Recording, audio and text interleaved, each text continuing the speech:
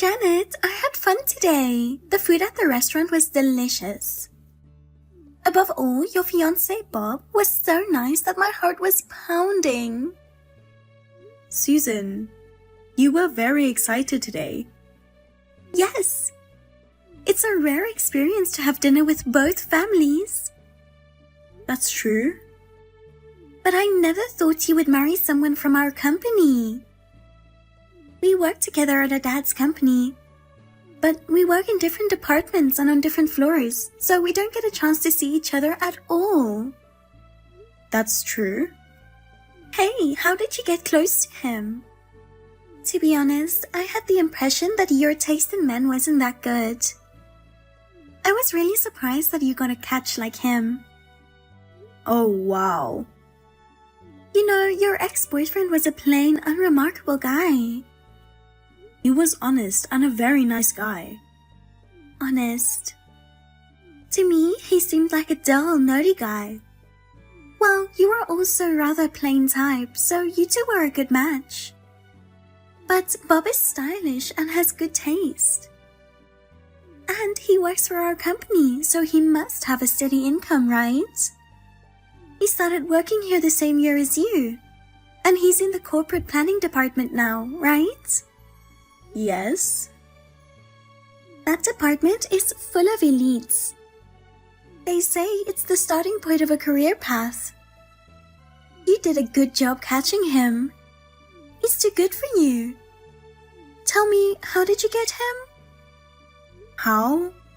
We just happened to be next to each other at a company party and hit it off. He and I both enjoy watching movies. We started talking about movies, and we decided to go to the cinema together. And you guys have become an item. After all, it's more fun to be with someone who has the same interests as you. Well, I'll ask him to go to the movies next time. What? You mean the three of us, including me, right? No way. It's just me and him. Huh? After the movie, we'll go out for a drink, and maybe we'll get to know each other better. Wait, what are you talking about? He is my fiancé. That's why I'm asking him out. What? Because I can't believe that you are marrying someone like him. I'm kind of frustrated. You two are in the same department, so you met first, but I'm definitely a better match for him. You don't mind me going out with him, right? You're my big sister, so please give him to me. You know, stop messing around with me. I'm serious. You've always wanted my stuff, haven't you? Toys, clothes, whatever I had, you tried to steal them. I can't help it. I just want what you have. But he is not a thing. It's not something I give away. Then I'll just take him. What? Actually, I exchanged contacts with him today. No way. When did you... It's as if he's mine now. We work at the same company, just on different floors. There's plenty of opportunities. Give me a break. Do you even know what you're doing? I mean, are you hiding something from him? Hiding? About your chronic disease. That's... I knew you were hiding it. You shouldn't trick him. I'm not tricking him. When I was a kid, I was in and out of the hospital. But I am much stronger now, and I can live a normal life. I'm under observation, so it's not like I have a chronic illness. I don't take medications regularly, and I don't have to tell him that, do I? But being under observation doesn't mean that you're perfectly healthy, does it? And like you, I rarely catch a cold. And I got all A's in my medical checkup. And I'm 5 years younger than you. If he sees me, younger and healthier, He will choose me. Wait, Susan, are you going to tell him about my disease? Of course. You shouldn't hide things from your fiancé. Don't do that. I'll tell him about my illness. When are you going to tell him? Isn't it too late to tell him after you get married? I mean, can you have a baby with a body like that? My doctor says this doesn't affect my pregnancy and delivery. This is personal. You have no right to tell him. As your sister, I can't keep it from him. If you ruin his life, it would be a big problem, wouldn't it? That won't happen. I hope not. If your illness suddenly gets worse and you collapse, he will be shocked. If anything, Janet, you can collapse and be taken to the hospital. Huh? That's right. If you get sick before you get married, I win. If you stay in the hospital for a long time, you can't get married. In the meantime, I'll make sure him and I get to know each other better. Don't be ridiculous. I'm going to tell him about my illness. He knows that I'm not that strong. Susan, don't do anything unnecessary. I'm only going to tell him the truth. That's not what you're supposed to do. We're engaged. Don't be a pain. Bob, tomorrow is Saturday and we are off work. Why don't we go look for a wedding venue? Oh, sorry. I have plans tomorrow. You said that last week too, and we didn't do it. We don't have to be in such a hurry. There are tons of wedding venues out there. Why don't we go look next week? Even so, it's better to be close to where our parents live. Besides, according to my friends, popular wedding venues fill up quickly. If it's not a good location, it'll be hard for our relatives to come. Don't worry, we'll figure it out. Well, by the way, when are we going to get the marriage certificate? Marriage certificate? We are supposed to register first and then have the wedding, aren't we? I think it's better to get the registry done before we get too busy with the wedding. Well, we could do it after the ceremony, right? Huh? It can't be helped. I'm so busy with work. I can't go to the office when it's open. But can't you leave a little earlier for a day? It's an important once-in-a-lifetime thing. Don't rush it. Let's wait until I'm settled down with my work. Bob, you've been acting weird lately. What? After we met our parents and started talking about the wedding, we've stopped moving forward. You think? You're still not looking for a place for the wedding. You're even trying to delay the register. You don't want to marry me anymore? No way. I'm worried because you're acting weird. You're thinking too much. Don't worry. I'm just busy with work. I'm positive about our marriage. By the way, there's something I want to check. Check? About the future of the company. About the company? You're the president's daughter, and you're a candidate to be the next president. If I marry you, I'll be the husband of the president's daughter. I myself could be a candidate for the next president, right? Well, I think so.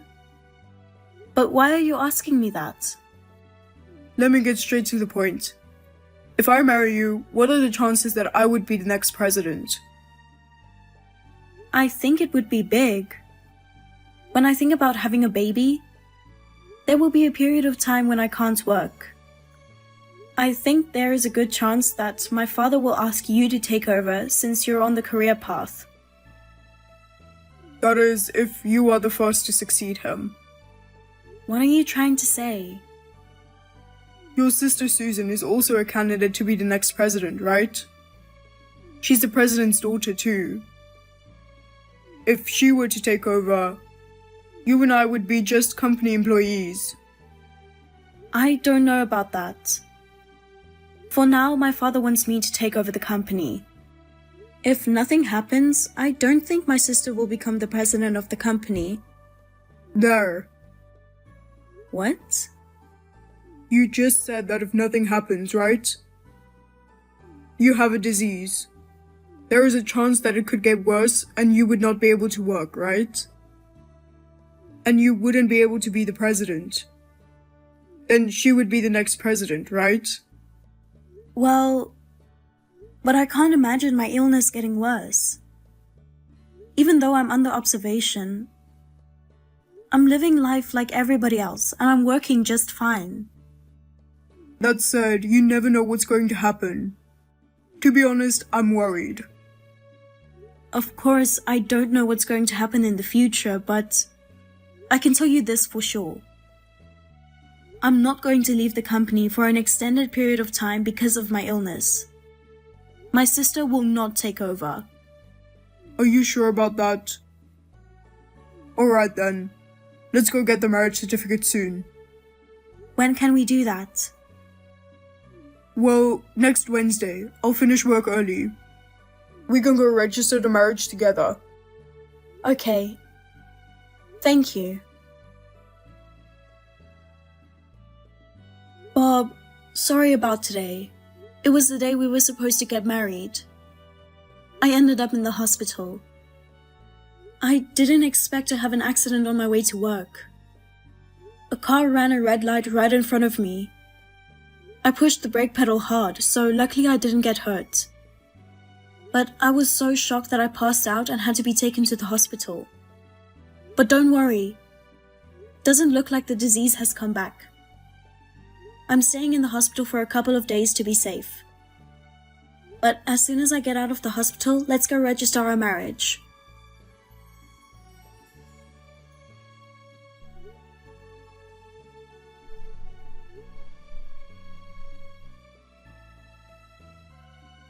Bob, what the hell is this? I just got back from the hospital. All your stuff is gone. What's going on? Ever since I got admitted to the hospital, you haven't answered my phone calls. You haven't responded to my text at all. Oh, you're out of the hospital? Bob, where are you now? I moved out. Huh? And also, I already submitted the marriage certificate. Wait a minute, what do you mean? You've already registered our marriage? But you moved out? We haven't registered our marriage yet, have we? I had an accident on my way to work on the day we were supposed to get married. I'm telling you, it's not the marriage certificate with you. What do you mean? I got married to Susan, and what I submitted was my marriage certificate to her. Marriage certificate with her? Because if I marry you, our future won't be so bright. What are you saying? Don't tell me you think I'm serious with you. What? Who would want a plain and uninteresting girl like you? I prefer a younger and prettier girl. Like Susan. What? Then why didn't you ask her out first? The only reason I approached you was because I wanted to be the company president. You said you're going to take over your father. I thought that if I married you, I might have a better chance of becoming the president down the line. That's why I proposed to you, and now here we are. You said that your illness couldn't get any worse, but you got hospitalized. It wasn't because of my illness. I just fainted from the shock of the accident that happened right in front of me. But that doesn't change the fact that you collapsed. That means you're weak. On the other hand, Susan, who's healthy and strong, is more likely to succeed him, right? I chose her because it would be the quickest way to become the next president of the company. You mean you didn't want to marry me? You're just realizing that now? Well, I got locked out. After we got married and you become ill, it would have been a disaster if I had to take care of you in bed. Wow. I didn't realize you felt that way. You're just the company president's daughter. And a possible successor. I feel sorry for you. You ruined your life on the day you were going to marry. But it's your own fault for being sick, so don't blame me, okay? I have the right to live happily. That's why I got engaged to your sister. I'm going to cut you off. Stay in the hospital for the rest of your life. You'll regret it. What? I'm not going to regret anything. I'm going to marry Susan and become the president. I'm telling you, don't depend on me for help afterwards. That's my line. Stop acting tough. See you later.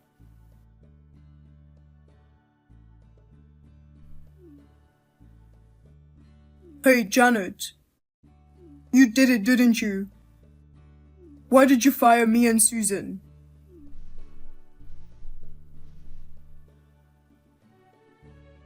Don't ignore me. Say something. I mean, where are you right now? I went to our old apartment. It was empty. I went back home. What? Home? Because I'm about to take over from my father. I have to study. Huh? Wait a minute. You got sick. It's the healthy Susan who's going to take over. Huh? What are you talking about? I told you before that she won't take over, didn't I? But... She'll never be able to succeed her father. That won't happen. Why? Because my father is angry with her. He said there is no way she would take away her sister's fiancé. I can't hand over my company to that kind of person. So he has decided to kick my sister out of the company and out of the house. Kick her out of the house? He's going to completely cut her off. Wait a minute. Then what about the assets she was supposed to get? There's no such thing. Huh? My father's consulted his lawyer friend and they're working on a procedure so that none of it will be given to Susan. You're kidding. He's kicked her out of the company and now she's a stranger who wants nothing to do with our family. Bob, you were told to leave the company too, right? I don't agree with that. This is an unfair dismissal. Oh my father didn't fire you. He just tried to demote you to a depopulated area. That's like firing. I can't just go from one career path to the grave.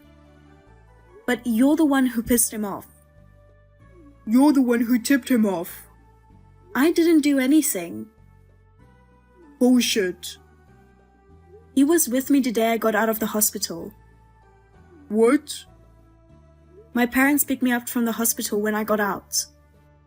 That's why my father saw all of your messages on my phone. Oh no.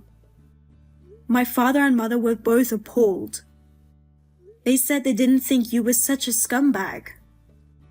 So he tried to send you to a remote place so he wouldn't have to see you. But you turned it down and quit, didn't you? You can't call it an unfair dismissal. I'd rather quit than be sent to that place.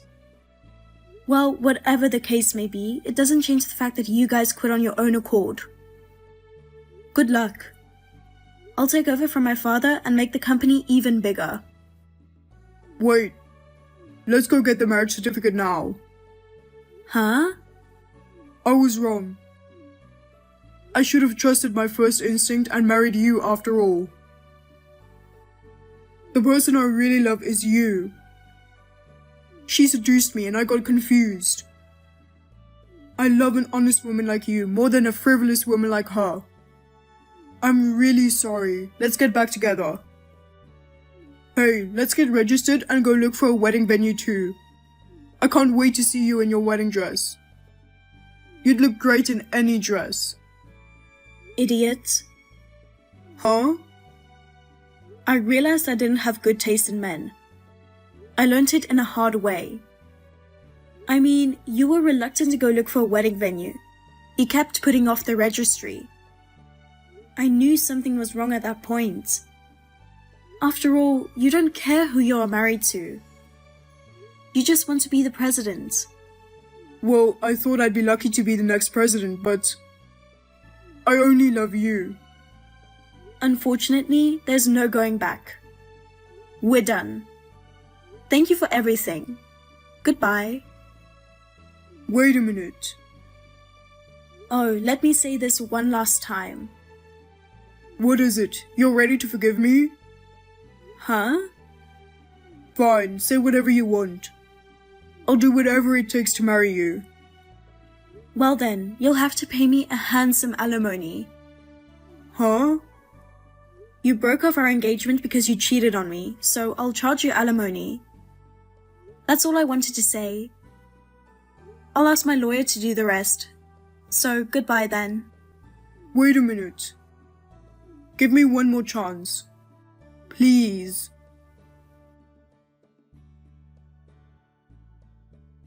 After that, Bob persistently tried to get me back together. I blocked both his phone calls and his texts, and asked my lawyer to take care of the rest. The divorce was finalized, and Bob and Susan were charged alimony. I am now learning company management under my father as the next president. I have not been in touch with Bob and Susan at all since the divorce. The rumor has it that they both had trouble finding new jobs. They are both working multiple jobs to make ends meet. Bob approached Susan for the purpose of becoming a company president, so he no longer has a reason to be with her. It seems there is no love between them. However, Susan is not willing to let him leave her because she needs Bob's money to survive. It seems that they are living a life far from a happy marriage.